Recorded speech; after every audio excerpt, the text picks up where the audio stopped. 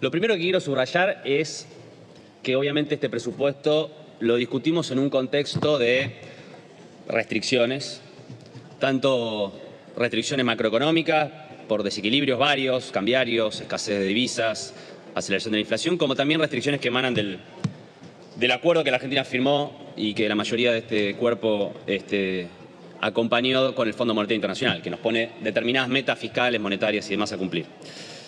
Ahora, si bien esas metas existen y esas restricciones existen, la manera de cumplir esas metas no las define el Fondo Monetario Internacional, las define este Congreso.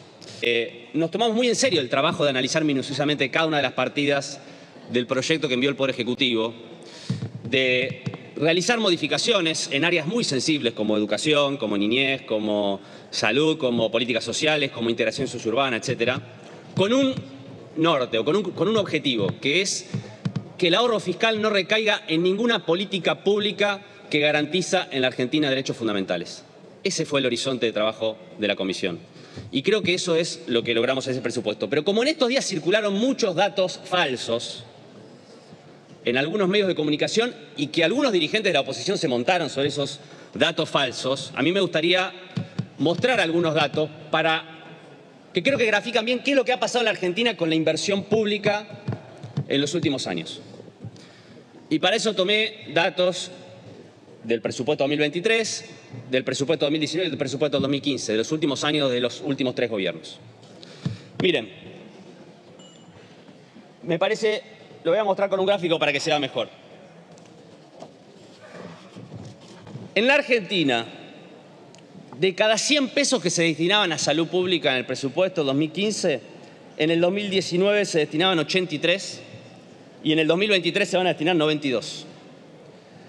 De cada 100 pesos que se destinaban a educación, cultura y ciencia y técnica en el 2015, en el 2019 66 y en el 2023 vamos a destinar 82. En obra pública, de cada 100 pesos que se destinaban en el 2015, en el 2019 se destinaron 49 y en el 2023 vamos a destinar 63. Obviamente esto a precios constantes. Este gráfico en forma de B corta, que tienen todos los indicadores de inversión pública en la Argentina, son el mejor gráfico de lo que ha pasado en los últimos años. Algunos toman los datos punta a punta y dicen, mire cómo estamos estancados, la decadencia de la Argentina. Pero en realidad lo que pasó en los últimos años en Argentina es que hubo un derrumbe de la inversión pública a tono con el derrumbe de la economía hacia el 2019 y una recuperación que aún no ha logrado revertir por completo ese descenso que hubo hacia el año 2019. Esa es la realidad de los datos, que podríamos trasladar también a la propia actividad económica. Si uno mira el PBI, por ejemplo, el Producto Bruto Interno, 2019 cae punta a punta, 3,9, y si uno toma 2020, tomando la proyección del 2% para el año que viene, 2023, va a haber crecido 5,5, otra vez la B corta.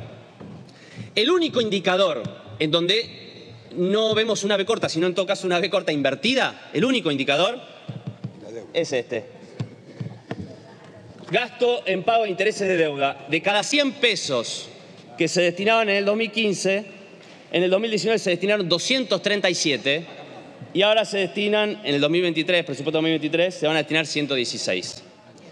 Creo que estos datos nos tienen que hacer tomar conciencia de lo que ha pasado en Argentina en los últimos años y por qué efectivamente no hemos logrado todavía revertir todo la caída que sufrimos, pero que estamos en una dirección.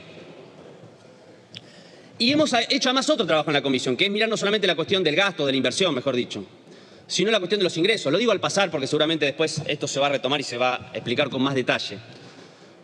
Pero una mención breve a las famosas separatas de gastos tributarios. Cuando uno dice, bueno, hay que equilibrar las cuentas públicas, bueno, hay muchas maneras de hacerlo.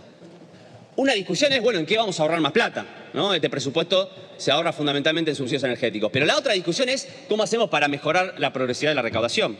Entonces, que tengamos la posibilidad y que hayamos incorporado en la Comisión de Presupuesto de toda esa lista, algunos ítems de esa lista de privilegios injustificados en Argentina, manifestados como exenciones impositivas, la posibilidad de que los magistrados, los funcionarios del Poder Judicial paguen el impuesto a las ganancias, bueno, es una manera de equilibrar las cuentas mirando el lado de los ingresos. Es una manera de resolver parte del problema que tenemos fiscal, pero también de resolver algo que es una ofensa simbólica para cualquier argentino o argentina, y estoy seguro que la gran mayoría lo siente así, que vive como una gran desigualdad injustificable, que existan privilegios como lo que todavía existen en Argentina, de que haya un sector minoritario que no le caben las generales de la ley, que es pagar los impuestos que paga cualquier ciudadano. Bien, dicho todo esto, quiero hacer algunas referencias breves sobre la política económica que trasciende el presupuesto. Tenemos un debate en la sociedad argentina, creo que muy explícito, sobre modelos de país, sobre modelos económicos. Incluso creo que tenemos un debate que, a diferencia de unos años anteriores, hoy es un debate más sincero. Creo que muchos dirigentes de la oposición hoy dicen con menos vergüenza qué país se imaginan. Incluso, bueno, ayer fue la presentación del libro del expresidente de la Nación, donde puso por escrito, se agradece realmente, porque nadie nos va a acusar de hacer una campaña del miedo si yo digo que el programa que se nos ofrece en la Argentina, en este debate que tenemos entre el oficialismo y la oposición, es un programa de privatización y desguace de empresas públicas, de ajuste drástico, reducción drástica de la inversión pública, achicamiento del Estado, de apertura económica indiscriminada, de terminar con cualquier tipo de protección a la industria nacional, de hacer una reforma que elimine derechos laborales, la indemnización entre ellos, que hacer una reforma previsional que impida que un montón de adultos mayores que trabajaron toda su vida pero no lo hicieron dentro del sector formal puedan jubilarse, de hacer una reforma obviamente fiscal que retrotraiga y le quite presión tributaria a los sectores de mayor poder adquisitivo, de reprimir la protesta social. Todo esto está escrito y publicado. Ahora está escrito y publicado. No es una campaña del miedo. Y eso me parece que sincera un debate. Y en todo caso lo llamativo es que se presente ese programa como una novedad, como una idea nueva, como si eso nunca se hubiera aplicado en nuestro país. Y la realidad es que ese programa económico es el que llevó a que tengamos una Argentina con exclusión estructural, es el que llevó a que rompamos el tejido productivo y social que en algún momento la Argentina pudo construir después de muchos años de crecimiento económico y de mejora en la distribución del ingreso. Es el programa económico que llevó a la peor crisis económica, social y política probablemente en nuestra historia, que fue la crisis del 2001.